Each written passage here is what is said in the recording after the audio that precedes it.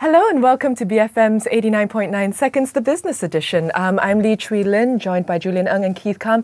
As always, we're looking at the week's 3 hottest stories in just under 90 seconds.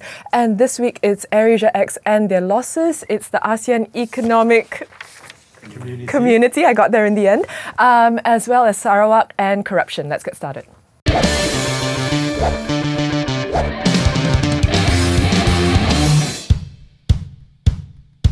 In our first story of the day, AirAsia X has reported its 4th straight quarter of losses, and questions abound. What does it all mean? I think you really have to distinguish between whether you are looking at it as a consumer or as a shareholder. Of course, as a shareholder, you'd be pretty scared right now to see whether AirAsia can survive into the long term. But as a consumer, care about it as a consumer, to be honest. As a consumer, does this mean lower prices for us, right? Because competition is actually affecting the earnings. I'm actually quite proud of AirAsia X and AirAsia Berhad. It's the way they perform despite all the obstacles they are facing, what with the government trying to protect Malaysia Airlines and all, trying to protect the businesses that they have, and yet they are still doing fairly well. The losses aren't that bad. No doubt it's 4 consecutive quarters of losses, but it's still doing quite well. So you're looking at it from the shareholders' viewpoint, whereby they've had to deal with the fact that the Malaysian government has had direct and indirect help for Malaysian airlines and essentially put Malaysian airlines in a competitively unfair advantage, right? I also feel that, well, that's one, and I also feel that I think AirAsia and AirAsia X as well, they've probably overextended themselves in their expansion program. They've probably bought too many planes too soon, committed to too many routes too soon as well. But that's also a part of their strategic part of their long-term strategy as well, to be ahead of people and other players in terms of the lead in the aircraft, right?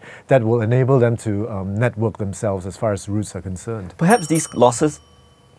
Topic 2. Malaysia is chairing the ASEAN regional grouping in 2015, and one of the things that they're planning to achieve is this idea, or ideal, some might say, of the ASEAN Economic Community. And Julian has some thoughts. I mean, this is really huge. Why haven't we heard more about this? We are a region of with a population. What do we ever hear about anything though? There's not much communication. But we have a combined population size that is more than half of China's 1 billion, and we have a GDP of a few trillion US dollars. So why haven't we gotten more promotional and educational initiatives about this whole thing? What do we know at this point in time? I mean, like not a lot.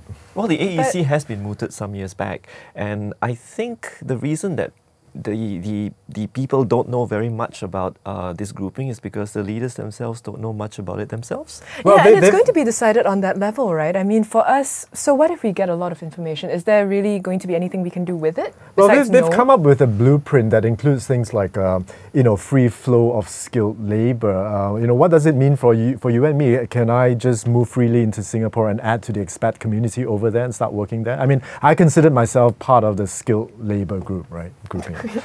I'm glad to hear that. I mean, I'm one of the naysayers because the thing is, it's very ambitious. They are thinking that ASEAN is going to turn out to be like another Europe. But what we don't realize is that in Europe, the communities there, the economies there are fairly homogeneous. They are about the same level. We are talking about... One would argue not, though. No, we're talking like Germany is very different from Poland. And that's the issue as well. When in the scheme of things and in the scheme of economic blocks, we haven't really talked enough about it. There hasn't been enough intellectual discussions about this. In our third story of the day, we are crossing the South China Sea because Sarawak's Chief Minister has publicly admitted that there is corruption in the timber industry, and our very own Keith Kam, purveyor of Sarawak Laksa in the BFM office, has a lot of thoughts about this. Tan Sri Adinan Satim, the first Chief Minister in Sarawak in, more than 15 years. In an earlier meeting this week, he met up with 6 timber tycoons, and he basically laid down the gauntlet and said God's wrath will be on those who get involved in corruption. That's a pretty epic sentence. Yeah, it's pretty epic. I mean, we've seen the video from Global Witness, right? Isn't all this so incestuous, and every politician has his hand in this, especially the more powerful politicians of Sarawak, right? But what I'd like to think is that, as I said, he is the first Chief Minister in Sarawak in 15, 16 years. Is this a sign of good things to come? Do you think it is though? Because I don't know. I think it's so widespread, right, and so sort of endemic that it's going to be hard to uproot. Who has more power? Is it money or is it the guy who holds the position of Chief Minister?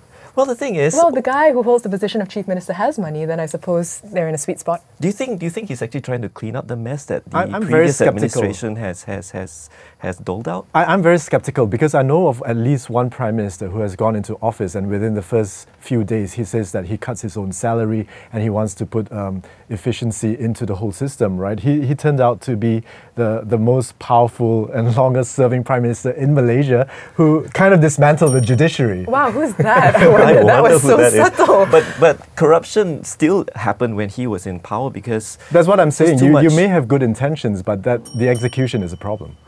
And that is it for our very first BFM 89.9 Seconds business special.